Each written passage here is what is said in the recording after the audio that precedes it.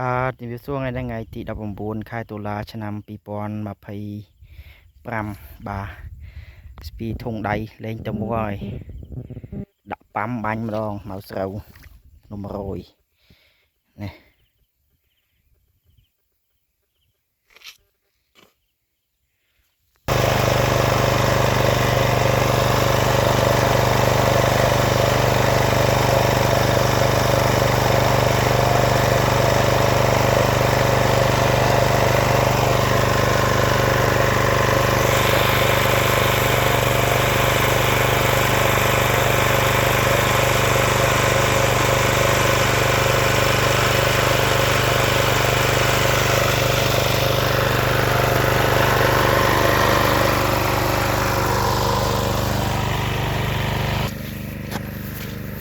ទឹក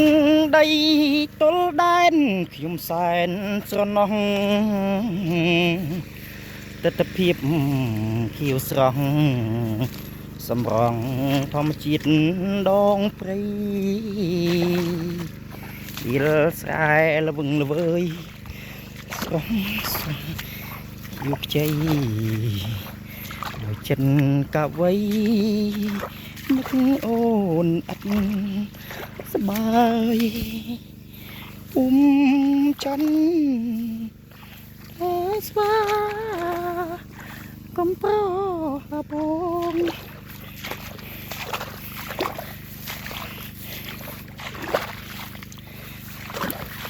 ស្រងមុលអត់ទឹកដីកំរៀងសៀងសូរងំស្រុកទេងខ្ញុំ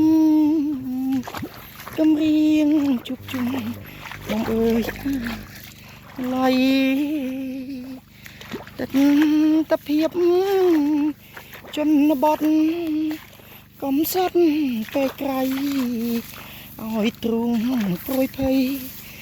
ញ័រញ័រអរ៉ាឌូជីជីមកអើយ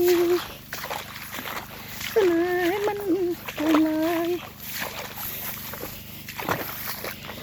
ស្រងជីវ៉ាជប់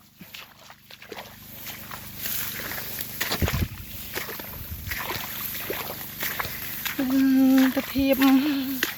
លៀនស្រូវស្អាយកា